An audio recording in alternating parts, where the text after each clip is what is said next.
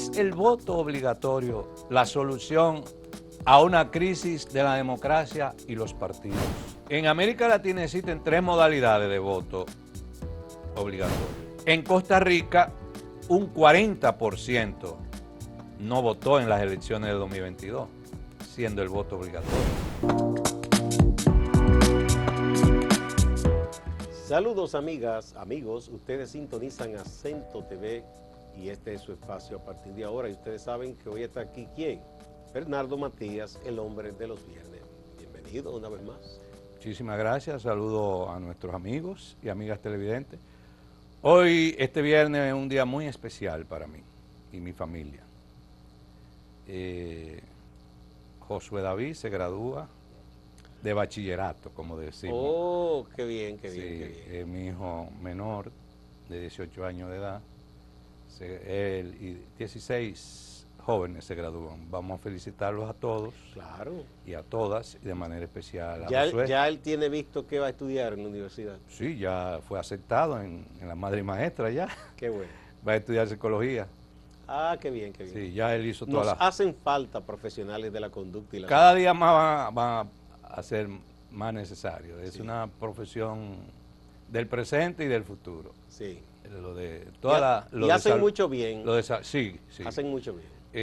Pues felicitamos a Josué. Claro, Josué. Oye, yo pensaba, un joven para graduarse de bachiller son como 16 años de estudio, desde que empieza Sí.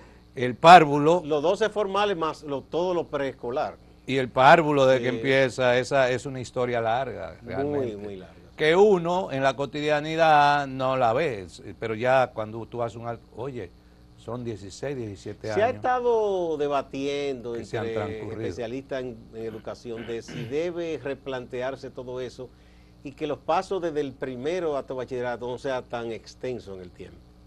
Bueno, eso se ha estado es parte de la reforma. Los expertos sabrán. Vamos con nuestro tema entonces. Bien. ¿Qué nos trae hoy? Una vez más, los sectores políticos, yo no sé por qué dicen la clase política, porque no es una que clase. Aquí todo se le pone clase, Sí, la clase la clase médica, la clase choferil.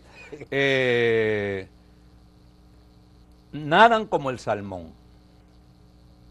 ¿Y cómo nada el salmón? El salmón nada en dirección contraria a la corriente. La corriente. Sí. Y los osos vienen fuáquete y las águilas. Sí. Y los aprovechan. Con este tema del voto obligatorio. Eso a mí me indigna eso, que se hable de eso. Vamos a hablar de eso sin que usted se indigne. No, en caso suyo no, yo digo de quienes proponen esa barbaridad, eso me indigna. Ahora, yo he querido titular este viernes el tema que nos toca. ¿Es el voto obligatorio la solución a una crisis de la democracia y los partidos? A ver.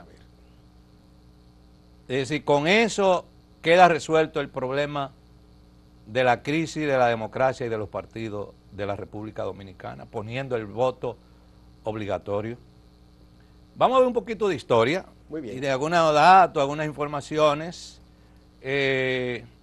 como nos gusta, ¿verdad? No empezar a especular, sino a hablar con la historia y con las estadísticas. Bien. Que ese es otro tema que los políticos de este país no le hacen caso a las estadísticas. Ellos o no creen en ellas o no la leen. No, o si la leen, hay una falta de rigores. La ignoran. Ellos te hablan en el presente.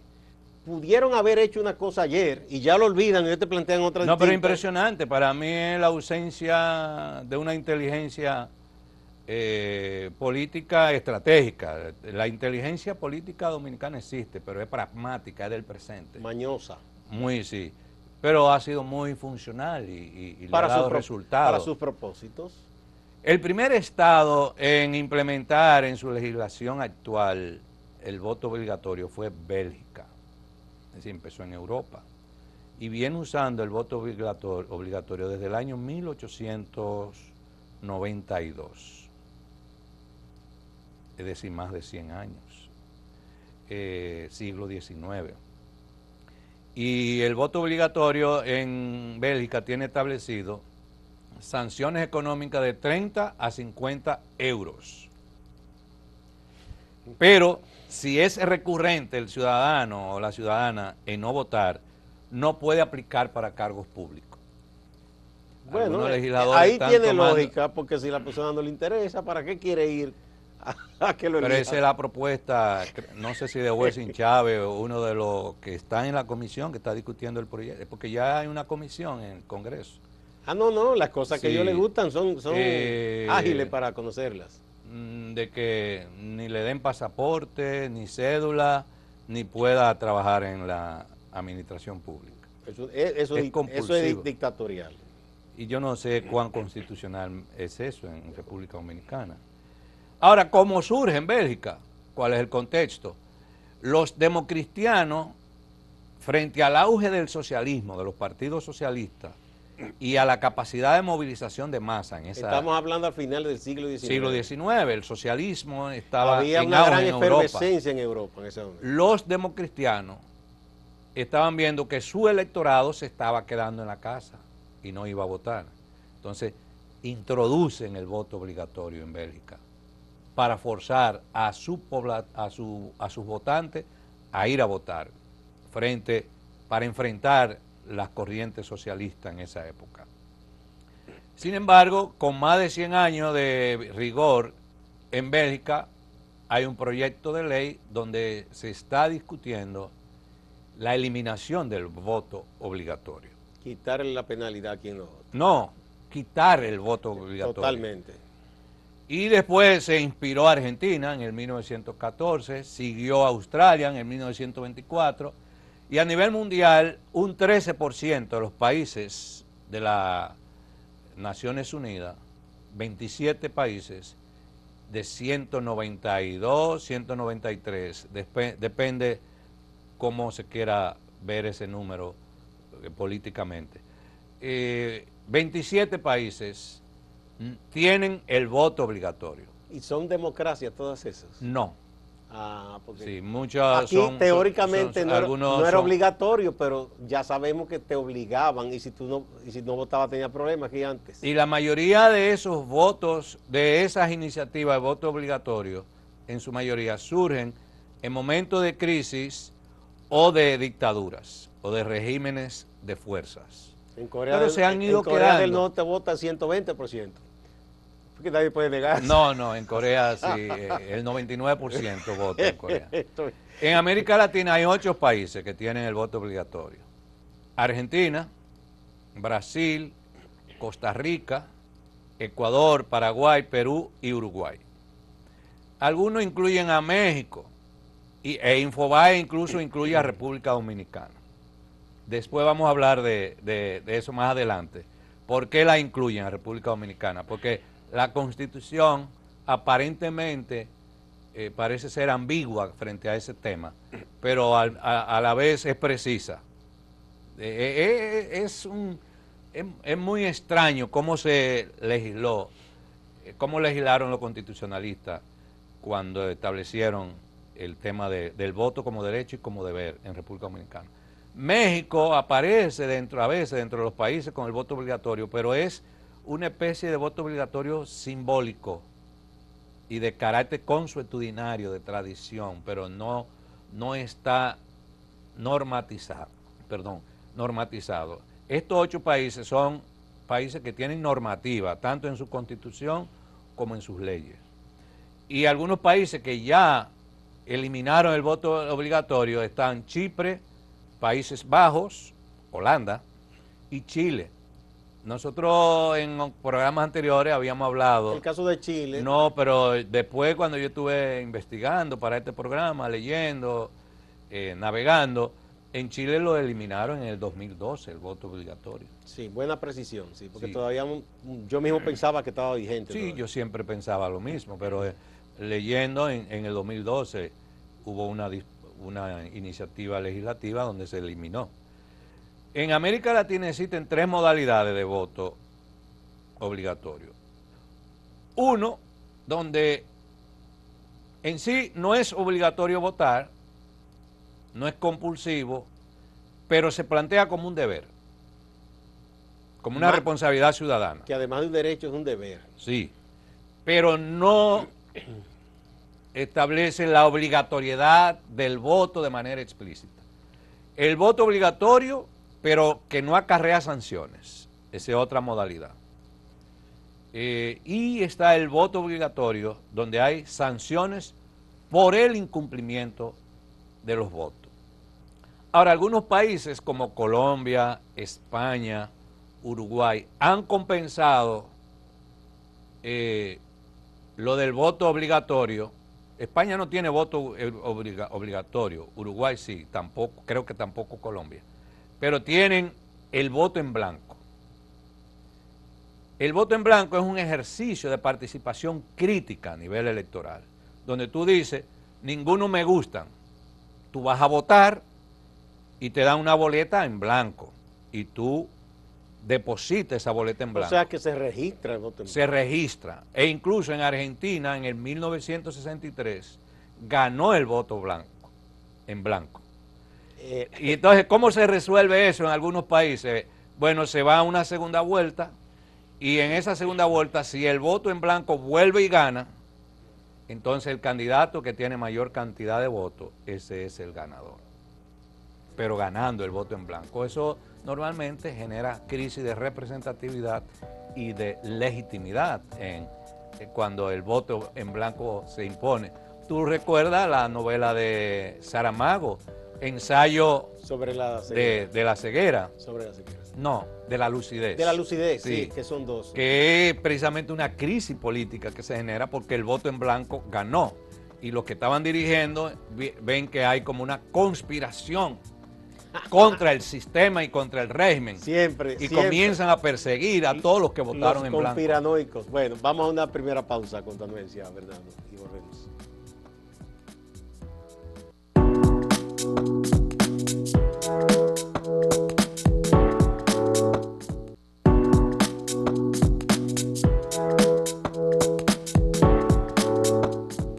El voto obligatorio, el tema de hoy del hombre de los viernes.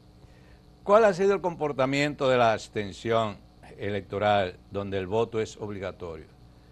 En las elecciones generales de Argentina de 2021 fue un 29.4% la abstención. Siempre hay que ver la cantidad de habitantes que tienen esos países, porque por ejemplo en Brasil en las elecciones de 2022 fue de un 20.95% y después en la del con Lula y Bolsonaro se mantuvo más o menos igual, pero estamos hablando de 32.7 millones de personas. Sí, que son países muy poblados. Es decir, un 20% son 32 millones de personas que dejaron de votar. No es solamente el porcentaje, también el número absoluto. En Costa Rica, un 40% no votó en las elecciones de 2022, siendo el voto obligatorio. Un porcentaje bastante alto. Parecido de aquí, o más, un poco. Depende, sí, pero un poquito menos. En el Paraguay, un 19.76%.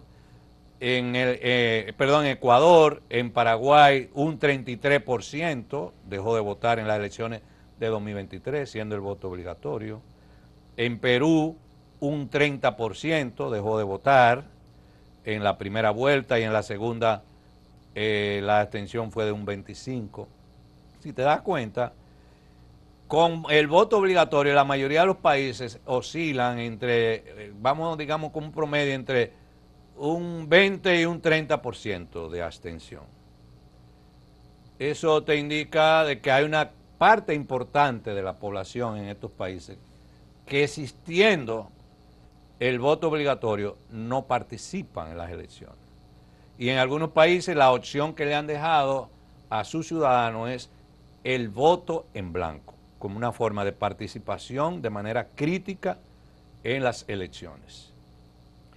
Entonces la pregunta es, ¿incide el voto obligatorio en la abstención electoral? Vamos a poner un caso.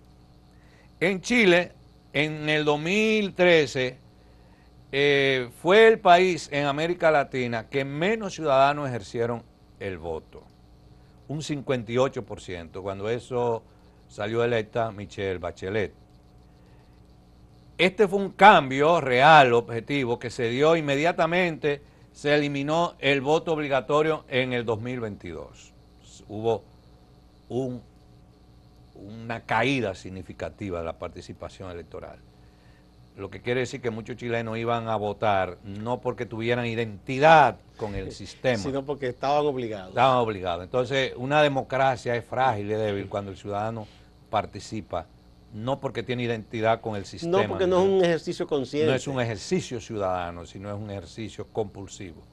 Pero en este gráfico, desde el 1989 a 2013, no sé si los jóvenes pueden poner este gráfico, que lamentablemente hay unos datos que están colocados de manera horizontal. Pueden colocar el que dice participación en elecciones presidenciales 1989-2013. Eso es Chile. Bien, mientras lo ponen. Bueno, si ustedes ven, cuando pongan el gráfico, en la línea... Ahí no, está. el otro. No. El otro. Sí, exacto, ese mismo. Bien. La línea roja es el porcentaje de participación y la azul es el de...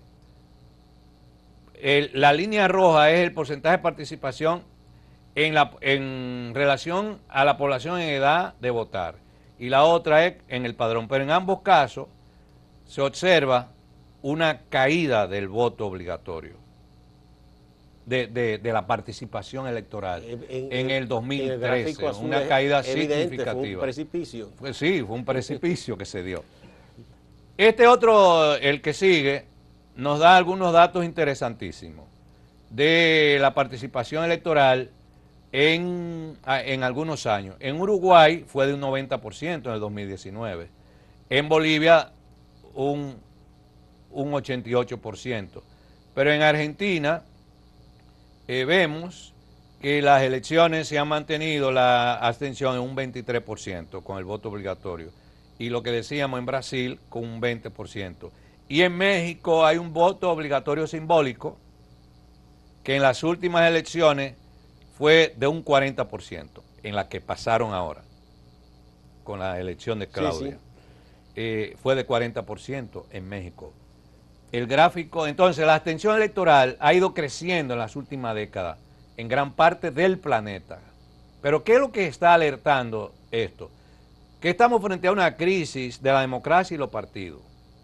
Una crisis de representación política que se expresa en un alto grado de desafección por parte de los ciudadanos hacia los partidos. La democracia no ha cumplido con las principales exigencias ciudadanas. Las expectativas, las aspiraciones. Hay una crisis de expectativa. Y sobre todo que ha habido una sobreventa también de expectativa ciudadana. Sí, porque eso es una mercancía. Lo que le ha pasado, por ejemplo, ahora, es uno de los grandes riesgos que tiene el gobierno de Abinader. Sí, porque el próximo gobierno, porque hay una sobreventa de expectativas. No, y ganó todo. O sea, el partido de ganó el Congreso. Pero ¿qué es lo que sucede? Esto es un asunto... Entonces ya no hay argumento para decir no pude porque no me apoyaron en el Congreso. Es que hay un asunto muy claro en política.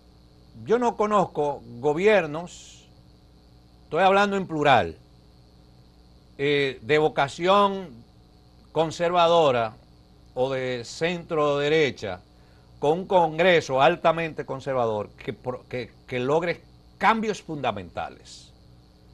Entonces tú tienes el nuevo Congreso de la República Dominicana. Yo no me visualizo un Congreso como el que se acaba de elegir haciendo una reforma fiscal estructural, orientada hacia la equidad, orientada hacia la mejoría de la calidad de vida de la población. No me lo imagino. No, yo no me lo imagino ahora. Yo lo voy a celebrar como el primero, pero si el equipo económico prepara un buen proyecto y el liderazgo político se manifiesta y dice esto hay que aprobarlo.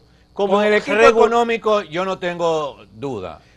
Como regularmente los legisladores lo que hacen es que le aprueban lo que le manda su presidente. Sí, pero en reformas fiscales no es igual. Las reformas fiscales tienen que ver mucho la influencia de los grupos de poder, de los grupos fácticos, económicos, y cómo esa reforma fiscal afecta sus cuentas bancarias, sus ingresos, Bueno, su pero acumulación. ahí quien tiene que hacer lo que debe hacer es el gobierno central. Yo no sé si tú, yo sé que es así, pero yo tengo mi duda No, frente a ese obvio, tema. porque ya Por un problema, oye, no se ha conocido proyecto y ya los empresarios están gritando.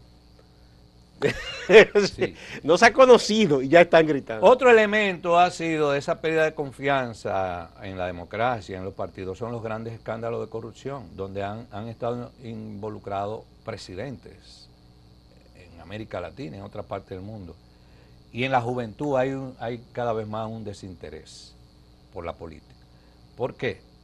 Pueden haber muchas teorías. Yo tengo una, que no es exclusiva, esta hipótesis. Vivimos una época donde el individualismo es el elemento fundamental que mueve a los seres humanos. Es decir, mi futuro depende de mí, no de más nadie. Entonces, ¿para qué yo voy a participar en política? ¿Qué sentido tiene la política si el futuro depende de mis capacidades, de lo que yo hago, de mi capacidad de insertarme en el mercado? Pues eso es lo que le ha vendido a los jóvenes. Entonces, la política... Al contrario, lo que ven los jóvenes es que el Estado te quita. Exacto. O sea, que tú produces, correcto. paga impuestos para gente que ellos dicen que no hacen nada, entonces dicen, ven al Estado como el enemigo. No, pero el mismo Estado lo promueve con todo el tema del emprendurismo. Eso es un discurso. Una de las cosas que a mí más me afectó cuando yo vi, cuando digo me afectó es que me impactó, mejor dicho. Yo dije, wow, ¿por qué ese cambio de solidaridad a supérate? Son conceptualmente e ideológicamente tiene dos sentidos diferentes. La solidaridad es un componente colectivo, el supérate es un elemento individual. Y el joven... ¿Pero tú crees que eso fue conscientemente que se hizo así? Yo no sé. Porque aquí regularmente los gobiernos a veces cambian hasta un ministro y el otro por dejar una impronta crea un lema nuevo. No, porque no son elementos de conciencia explícita, sino que son de corrientes ideológicas que están circulando por el mundo. Y mucha gente se monta en esas corrientes ideológicas. La palabra, y son parte la de palabra denota cosas. Yo hablaba en estos días aquí con Fátima Real sobre un asunto la semiología. Del verbo y de esa... Entonces yo les recordaba que cuando doña Ibelice Prat fue secretaria de Educación, ella logró inclusive un financiamiento internacional para un plan de alfabetización. Entonces lo que se hizo todo y se montó la campaña y el lema era alfabetizar es liberar. Pero eso no le gustó a los sectores conservadores. En ese tiempo que no era CONES, sino Hombre de Empresa y otras entidades, y dicen que ciertas embajadas dijeron, eso como que va a poner a la gente a pensar de qué se va a liberar. Eso no conviene que y cambiaron por una palabra sosa que decía alfabetizar es construir. ¿Construir qué? Bueno, pero se construye poniendo un blog, lo que sea, pero es muy distinto que digan, pero yo no soy libre, déjame pensar de qué que me debo liberar. Vámonos a República Dominicana, que es donde se está discutiendo el tema de la... Pero tenemos que ir a la pausa. Primero. Pues nos fuimos. Sí.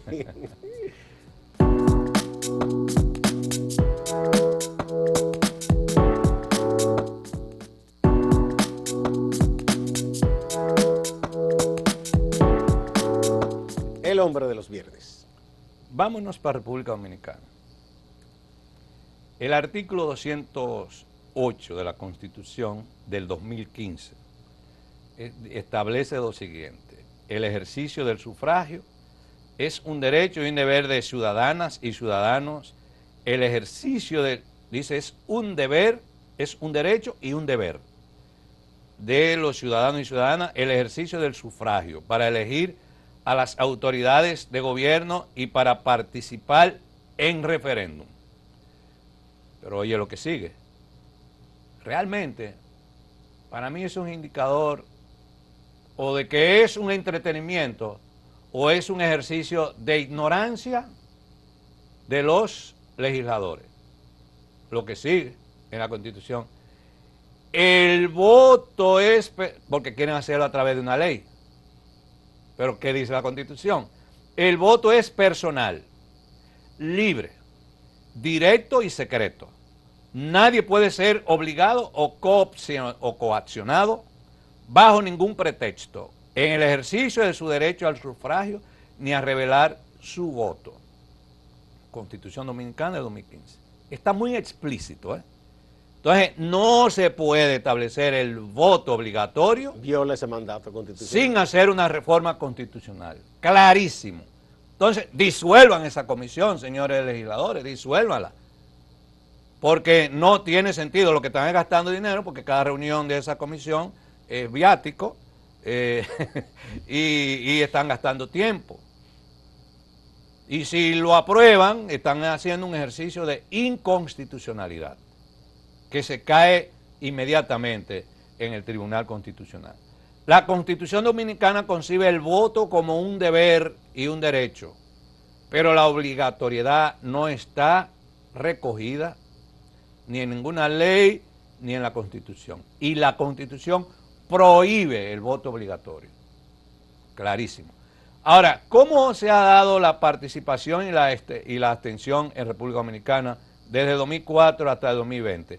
Vámonos con el voto del exterior, que se vio como un aspecto de importancia, un paso relevante en términos de las elecciones dominicanas, que ojo, siempre se ve elecciones como sinónimo solo como de democracia, y las elecciones pueden ser muy democráticas y el sistema político no. En cuanto a democrática, a la transparencia, al respeto a la voluntad popular, a las decisiones, el reconocimiento del candidato, eso es democrático, del ganador, todo eso es democrático. Ahora, en el voto del exterior, en el 2004, estos son unos datos de Funglode, la abstención fue de un 33%. Después, en el 2008, aumentó a un 49%. Luego aumentó a un 55%. En el 8 fue 49%. 49%. Wow, qué alto fue. Y la participación de un 50.7%. En 2008. No sé. Pero en el 2012 la abstención fue de un 55.10%. ¿Y en qué elección? En el exterior estoy hablando. Ah, en el exterior. En el exterior. En el 2016 un 51%. Y en el 2020 un 78.30%. Y ahora cerca de un 80%. En el exterior. Sí, eso te dice que no agrega valor el modelo de participación electoral en el exterior. No se siente motivada la comunidad. Ahora, ¿eso lo resuelve el voto obligatorio? No, eso se resuelve. Lo demás, que no puede ser una ley extraterritorial, porque no pueden obligar a los dominicanos en otro país a... Eso se resuelve con dos cosas. Primero, que el que está en el exterior sienta que los gobiernos hacen algo por ellos en el exterior. Igual el que está aquí. Sí. Exacto, y sienten la defensa de sus derechos en el exterior. Cuando tú ves un dominicano, yo no sé si ya definitivamente lo quitaron, que tiene que pagar para entrar a su país en dólares, eso venía siendo un desastre. Pero el segundo elemento, oye, pon el voto electrónico en el exterior, si no se puede poner a nivel nacional. Porque es que una gente que vive lejísimo tiene que tomar 2, 3 trenes para ir a votar, tiene que haber una motivación a demasiado veces hasta aviones, grande. y eso es caro. Demasiado grande para votar. Entonces, un 80% no votó. ¿Por qué? En lugar de tú ponerte a inventar con un voto obligatorio, genera un proceso de investigación y de estudio de ver cuáles son las verdaderas causas por las cuales la gente no está votando, y trabaja sobre esas causas para fortalecer la democracia, si se quiere fortalecer. Vamos a seguir en la próxima... Sí. Muy interesante el tema, Bernardo. Muchas gracias. El próximo viernes. Muchas gracias. Y a ustedes también, amigas y amigos. No se vayan, que hay más en Acento TV y Acento Portal.